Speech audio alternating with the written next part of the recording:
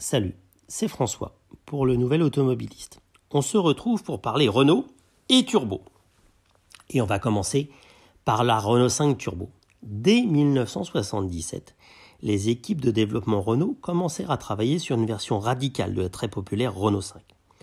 Le véhicule devait à la fois augmenter l'image de la Renault 5 tout en permettant à Renault d'homologuer ses véhicules pour les compétitions FIA de l'époque Groupe 3 et Groupe 4.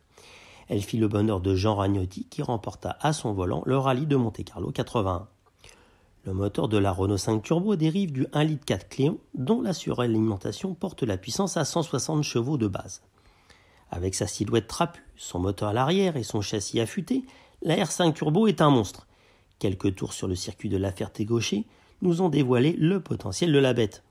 Nous avons pu conduire une R5 Turbo 2 qui se différencie de la Turbo 1 par son intérieur douillet, repris de la R5 Alpine Turbo en velours beige, et la disparition des pièces de carrosserie en aluminium qui équipaient la Turbo.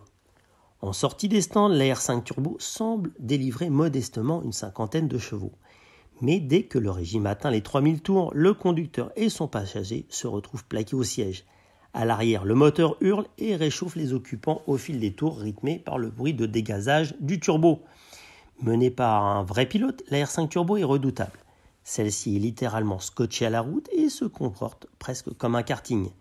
Les quelques tours en Mégane RS effectués par la suite ont semblé bien fades, bien que cette dernière soit plus efficace. Peut-être à cause d'une filtration importante des bruits et des vibrations et d'un roulis plus prononcé sur la petite Renault 5 Turbo. La célébration du 40e anniversaire de l'introduction du turbo dans la gamme Renault a été l'occasion de découvrir la gamme de l'époque turbo, restaurée par Renault Classique et d'en prendre le volant. Quel plaisir de redécouvrir les véhicules de notre enfance présentant un extérieur quasi neuf. Les peintures ont été refaites dans les règles de l'art et respectent les couleurs d'origine. Les éléments d'étanchéité, les caoutchoucs dirait-on, ont été généralement remplacés, renforçant ainsi la qualité du résultat. Les habitacles sont également dans un très bel état de conservation. Au besoin, certains éléments ont été remplacés par des éléments neufs, comme par exemple les garnitures de pavillon, qui sont bien souvent les premières victimes des affres du temps. Les mécaniques étaient évidemment dans un bon état de fonctionnement et très propres visuellement, mais portaient tout de même leur âge. Consigne était donnée d'éviter les excès et de prendre bien soin des boîtes de vitesse. Dans les années 80 et au début des années 90, quasiment toute la gamme Renault a pu bénéficier de sa version turbo.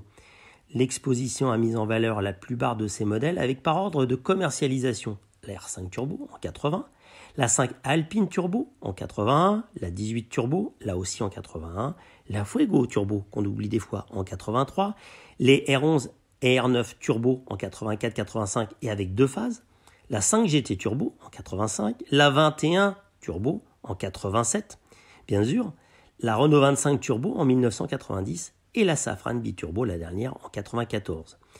Il ne faut pas non plus oublier qu'y sont présentes les deux Formule 1 RS10 qui ont fait l'objet d'une restauration intégrale.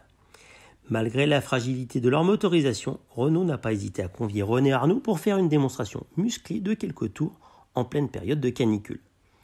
Ce panel permet de distinguer deux époques turbo pour Renault. Dans un premier temps, de la R5 à la R21, le turbo était le moyen de proposer des motorisations légères et survitaminées pour des véhicules à connotation sportive, tout en mettant en valeur fièrement leur ramage avec un plumage assez voyant, de gros autocollants turbo, un béquet sur la malle arrière, des boucliers spécifiques, des bas de caisse, des jantes sport. Elles montrent leurs muscles. Pour les intérieurs, ces véhicules montaient en gamme avec l'intégration de confortables sièges sport en velours, des moquettes plus épaisses, un volant et des compteurs de vitesse spécifiques avec parfois des touches de coloris un peu flashy comme pour la Renault 5 Turbo 1 et la R18. Dans un second temps, il y eut les R25 et la Safran pour lesquels Renault turbo-compressa le V6 PRV avec l'ambition de tutoyer les concurrentes allemandes. Pour cette dernière, le constructeur collabora d'ailleurs avec le préparateur allemand Arg pour en sortir 268 chevaux, mais le succès ne fut pas vraiment au rendez-vous. En effet, difficile de convaincre un client d'investir dans une Renault plus chère qu'une allemande, mue par un V6 ou par un V8. Prendre le volant d'automobile de 35 ans en moyenne est non seulement excitant quand il s'agit de sportif, mais il est aussi source d'étonnement et de nostalgie quand on a à peu près le même âge. Voici quelques impressions après avoir bouclé 3 tours sur le circuit de La Ferté-Gaucher avec les 5 turbos, 18 turbos et autres Safran biturbo. Pour commencer, qu'il est difficile de trouver sa position de conduite quand on a l'habitude des réglages aux petits oignons des voitures contemporaines. Pour ma part, il a fallu m'adapter à une conduite avec les mains en position très avancée à mon goût. Même la Safran biturbo, qui dispose pourtant d'un volant réglable et électrique, est déroutante car la profondeur est dépendante de la hauteur du volant. Par contre, les sièges sont accueillants. À l'époque, les sièges d'une voiture française se devaient d'être très moelleux. Et les garnitures des sièges, en velours, sur les milieux de gamme, étaient bien plus agréables au toucher que les tissus rêches dont on doit se contenter depuis une quinzaine d'années, si on n'a pas opté pour le cuir.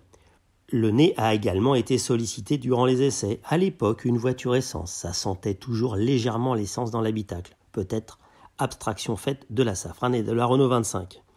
Pour tirer la quintessence des moteurs turbo, les instructeurs nous ont aidés à prendre les trajectoires et les régimes moteurs appropriés, mais gare au maniement peu précis des leviers de vitesse des R5, R11 et R18. Les vitesses de ces mamies sont à passer tranquillement. Pour chacune, 1 ou 2 rapports accrochent, ce qui a compliqué l'exercice. Cela devenait plus facile sur la Renault 21 et la Safran, même s'il y a toujours eu un rapport un peu rebelle. Autre grief, il n'y avait pour la plupart des modèles pas de direction assistée. L'absence de cet équipement s'est fait surtout ressentir à très basse vitesse. Cela devenait ensuite acceptable pour un nouvel automobiliste, à l'exception de la Renault 18 pour laquelle changer un rapport dans un virage n'est pas une mince affaire.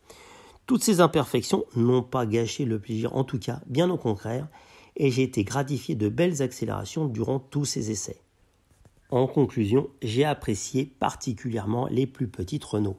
La configuration de l'essai n'est sans doute pas étrangère à cela.